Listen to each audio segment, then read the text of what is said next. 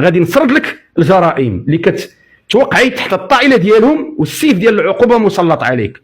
عندك عقوبه التشهير بالاطفال القصر، تشهير بالاشخاص الرشداء من خلال السب والقذف ونشر اخبار زائفه في حقهم بقصد المساس بكرامتهم.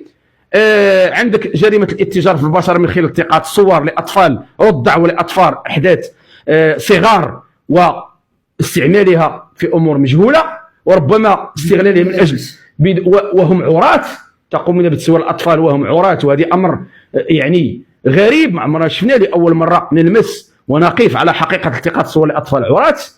وهذه الاشياء كلها تصب في اتجاه شبهات جنائيه وخيانه الامانه، وبالتالي انت مطوقه بمجموعه من النصوص الجنائيه.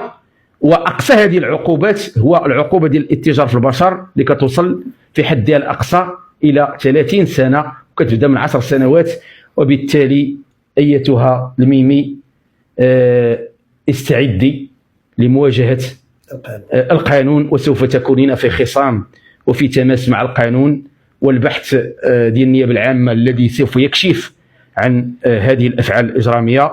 واذا كانت لك الشجاعه الادبيه ويعني وهذا النوع ديال التطاول وهذا النوع ديال التجاسر وهذا النوع من الوقاحه اللي كتبديه الاشخاص من خلال الاختباء وراء الكاميرا، علاش مشيتي غادرتي ارض الوطن؟ بقاي هنا، او جاي من فرنسا، اجي مرحبا بك الى المغرب، واستجبي الاستدعاء ديال الضابطه القضائيه لانه خلال ساعات غادي يتم توجيه استدعاء لك وغيتم المنادات عليك من اجل استجوابك ربما امام الفرقه الوطنيه، لانه السي يوسف الشكلي تقدمت به بالامس شكايه مفصله حول هاد الجرائم ديال الاتجار في البشر والتشهير واستغلال الاطفال من خلال النصب والخديعه، وايضا من خلال يعني افعال الخيانه الامانه والنصب والاحتيال والسب والقذف والتشهير في حق اخت البشير، هذه الشابه او هذه السيده المحترمه اللي جعلت منها يعني محتوى في الفيديوهات ديالها التافهه وحولتها يعني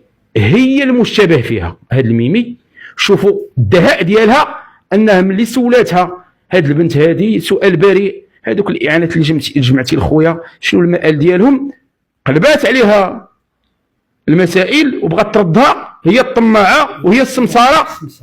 يا له من دهاء ويا له من نصب واحتيال.